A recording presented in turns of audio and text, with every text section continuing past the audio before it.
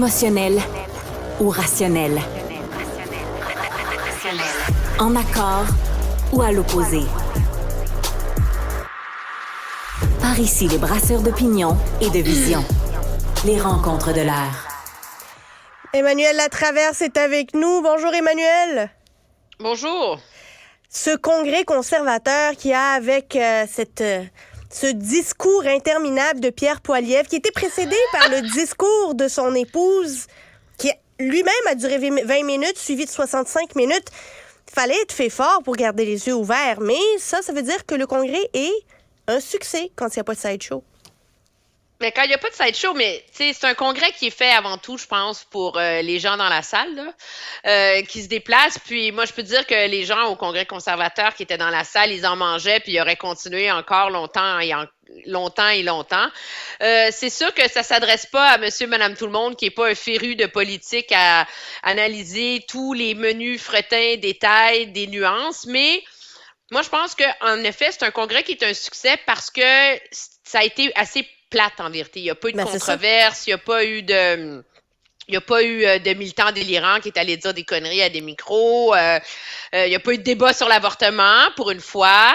Mais on a vu aussi à quel point, je pense, ça vient confirmer ça, que c'est le parti de Pierre Poilievre et qu'il a la mainmise sur l'organisation du parti parce que il y en avait beaucoup des écueils au début de ce congrès-là. Notre collègue Marc-André Leclerc qui était sur place et qui avait plein de petits espions dans les différentes salles. Je te donne un exemple, la fameuse résolution là, pour dire on va définancer CBC Radio-Canada. Oui. C'est sûr que la majorité des militants conservateurs, ils diraient oui, allez-y, merci, mais M. Poilievre a compris que ça, c'était comme une recette absolue pour jamais réussir à faire élire un seul député au Québec. Et donc, sa position, ça a toujours été de définancer CBC en continuant de subventionner Radio-Canada. À cause de son rôle vraiment essentiel, là, on s'entend pour la survie des communautés francophones hors Québec. Demande-moi pas comment il va y arriver, là, parce que ça, c'est bonne chance. Mais quand il y a eu le débat là-dessus dans un atelier, l'organisatrice en chef de Pierre Poilievre, Jenny Byrne, était là. Quand quelqu'un comme ça est là dans la salle, ça veut dire que le boss veut un résultat puis qu'il faut s'arranger pour l'avoir, puis c'est exactement ce qui est arrivé, là. Alors, moi, je pense qu'il y avait une foule d'autres résolutions sur des trucs qui intéressent absolument pas le monde, là, sur des enjeux de nomination, de règles de gouvernance à la constitution du parti. Puis il y avait eu vraiment une très grosse offensive de l'aile pro-vie du parti pour essayer de faire renverser, de faire adopter des nouvelles règles qui leur donneraient plus de pouvoir dans le parti. Et sur toute la ligne, finalement, ces initiatives-là ont été défaites. Donc, ça montre vraiment que c'est un parti uni et que le chef a le contrôle de son opération. Puis ça, tu sais qu'on est quand même à 2 ans des élections, c'est très difficile de garder l'unité dans un parti qui est dans l'opposition. Mais au moins, ça, c'est une grosse épée de Damoclès, je dirais, au-dessus de la tête de monsieur Poilievre. Le discours, comment tu l'as trouvé? Il me semble que moi, je l'ai regardé puis j'étais comme, OK, c'est intéressant. Il y a beaucoup de slogans là-dedans. Le gros bon sens qui revenait souvent. Ouais. Mais on était quand même... C'est pas un grand tribun non plus, là, Pierre Poilievre. À moins qu'il se contenait. Non, c'est pas un grand tribun, mais c'est un discours qui, dans mon esprit, je donnerais facilement un 8 sur 10. Là. Oui. Pas parce que je suis d'accord avec ce qu'il dit ou quoi que ce soit, mais ces grands discours-là dans des congrès, quand tu es journaliste, tu cherches la nouvelle, tu sais, puis tu la trouves pas, tu sais, il y a pas comme un lead là-dedans, tu sais, le fait qu'il blâme Justin Trudeau, qu'il l'attaque, tout est dans le ton. Puis ça, c'est ça qui est important. Puis je vais faire un détour, je vais te raconter une anecdote. En 2014, pendant les Olympiques, il y avait un grand congrès du Parti libéral, si ma mémoire est bonne, c'est à Montréal. Puis Justin Trudeau a fait un gros discours, puis moi, j'étais journaliste dans ce temps-là, j'étais pas analyste, puis j'étais comme, mais voyons, il n'y a rien, il n'y a pas de nouvelles là-dedans, c'est bien nul. Tu sais, tout le monde était comme vraiment débiné. C'est le discours de Nathalie. Alors, tout son discours, c'était autour de la classe moyenne. Nathalie qui était mère monoparentale, qui était pognée sur le pont Champlain, tu vois-tu? Puis il expliquait dans son discours comment il allait venir en aide à Nathalie.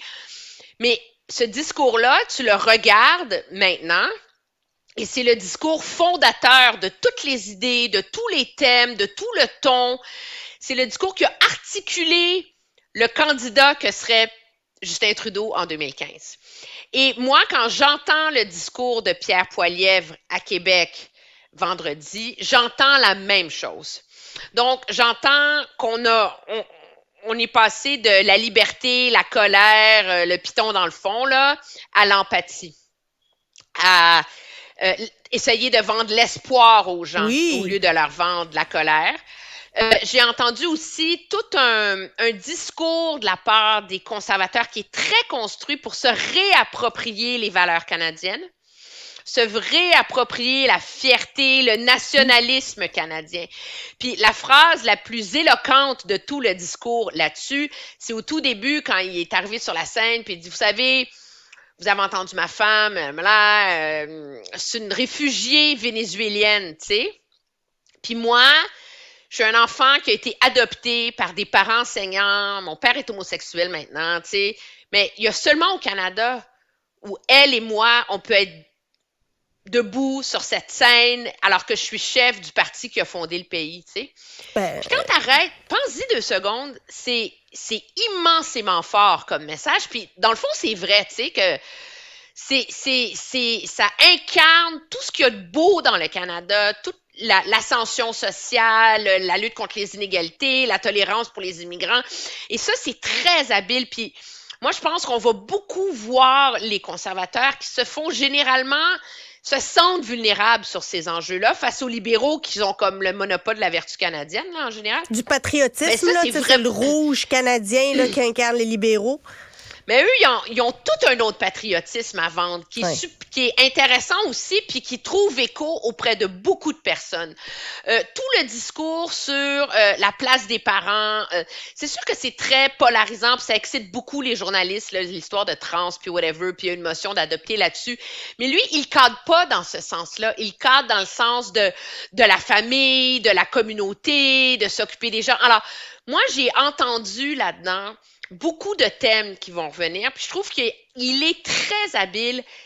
Tu sais, ses enjeux en ce moment, c'est le coût de la vie, c'est le logement. Et il réussit à construire un discours là-dessus qui résonne auprès de tout le monde. Absolument. Les personnes âgées, les gens qui ont peur de perdre leur maison, les étudiants, les jeunes, tout le monde. Les étudiants. Puis prends un autre parti dont le logement, c'est une assise de leur action politique. Prends Québec solidaire. Quand Québec solidaire parle de ça, t'entends un discours de gauche, tu sais? Alors que Poilievre, lui, il cadre ça dans une lutte générationnelle, dans une lutte contre les inégalités, et il réussit à très bien le faire. Donc, dans ce sens-là, moi, je pense qu'il a réussi son pari en fin de semaine. Maintenant, mais il dit jamais comment il va le faire. Il dit toujours qu'il y a un problème, que Canada's broken. Mais tu vois, moi, je trouve qu'on a eu beaucoup de détails. C'est des choses que moi, je connaissais puisque je passe ma vie à l'écouter, là, mais, tu sais, par exemple, il faut équilibrer le budget, OK? Bon, mais il dit pas comment? Ça va faire mal, ça. Il va adopter une loi pour que chaque nouvelle dépense vienne avec $1 de nouvelles dépenses, $1 d'économie. Il va annuler la Banque canadienne d'infrastructure, la Banque asiatique. Alors, il commence à mettre de la chair autour de là sur l'idée de stimuler la construction au Canada.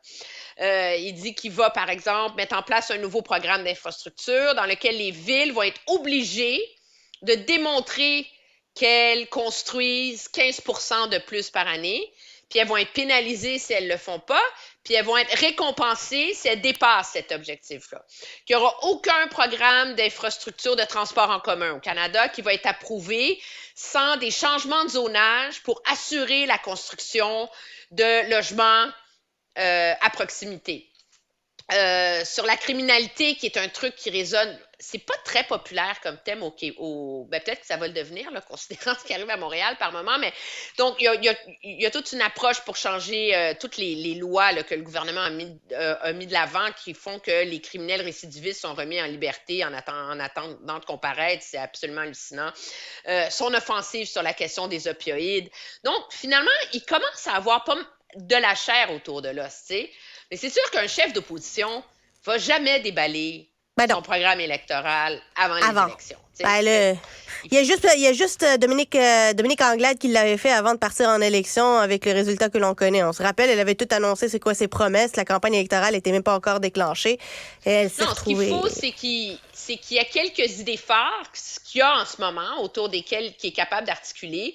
Puis moi, je pense que plus on va se rapprocher de l'élection, plus on va en avoir quelques-unes. M. Trudeau, par exemple, avait fait ça en 2015. Une des plus grosses promesses de sa campagne, c'était l'allocation canadienne pour enfants. Ils l'ont annoncé au mois de mai, si ma mémoire est bonne, là. Mais c'est ça. Donc, je pense qu'il a réussi à galvaniser ses troupes, il a réussi à éviter les écueils, il a réussi à se montrer sous un meilleur jour dans un discours qui trouve beaucoup écho. Maintenant, moi, j'ai hâte de voir le test de rentrée à Ottawa. Pierre Poilievre est de ces chefs politiques qui est très bon au contact des gens. Il est bon quand il n'est pas à Ottawa. Il est bon quand il est sur la route, il est bon quand il fait des rallyes, il est bon, etc. Là, c'est toujours difficile, la joute partisane de la période des questions d'Ottawa. Surtout un chef qui a un ton là, très cassant là, comme le sien, c'est plus difficile. De la même façon que ça avait finalement desservi M. Mulcair, qui était un très bon procureur à la Chambre des communes, mais qui n'était pas nécessairement vu comme un premier ministre en attente. Mais fait intéressant, les conservateurs ont confirmé et annoncé que on a vu Anaïda, son épouse, dans le discours là, qu'elle a fait au début. Elle, c'est leur arme secrète. Hein? Ben, on voit qu'ils la sortent de manière très stratégique. C'est comme Anaïda, elle va prendre la route, puis ils sont vraiment une équipe, les deux. C'est pas quelque chose à quoi on est habitué, dans le sens que il y a eu des femmes très discrètes, les femmes d'une autre génération, là, les Aline Chrétien, Sheila Martin, etc. Laureen Harper était très discrète aussi. On a eu Sophie, mais Sophie, c'était comme un... Mais c'est un personnage public aussi à la base, là. Fait que le monde la connaissait déjà. Oui, mais c'était... Quand Sophie débarquait, c'était pour le glamour, si on veut. Puis ça a super bien marché au début, en tout cas. Là. Je pense qu'ils veulent un rôle beaucoup plus structuré pour l'épouse de Pierre Poilievre, justement parce qu'elle est bonne, puis elle a une histoire extraordinaire à raconter, puis elle est capable d'aller solliciter un intérêt auprès des lecteurs qui ne seraient pas nécessairement attirés par M. Poilievre. Notamment auprès des femmes.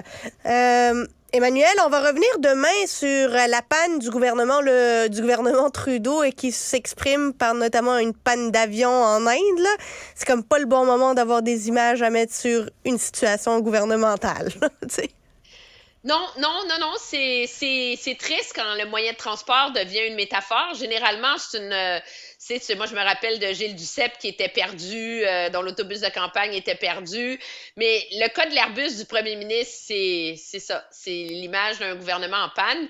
Mais le pire, c'est que c'est pas de sa faute parce que si nos premiers ministres se promènent avec des vieilles régines de 1990, là, qui prennent 22 arrêts pour se rendre en Inde, là, mais c'est Jean Chrétien qu'il faut blâmer pour ça. Hein? Après avoir fait tout un tabac sur le fait que M. Mulroney avait acheté des nouveaux Airbus en 1990, qu'on avait osé mettre un lit et une douche dans celui du premier ministre.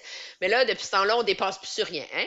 Alors, on a un avion du premier ministre qui tombe en ruine, on a une maison du 24 Sussex qui tombe en ruine parce qu'il ne faudrait surtout pas qu'il ait l'air d'être privilégié. Hein? C'est tellement gênant. Honnêtement, moi, je trouve ça gênant que notre premier ministre soit bloqué au G20. Il n'est pas le seul à qui c'est arrivé, mais quand ça va bien, c'est pas grave. Mais quand tout va mal, ben là, c'est ça. Ben, c'est ça. Emmanuel, on s'en reparle demain? Bonne journée. Au revoir.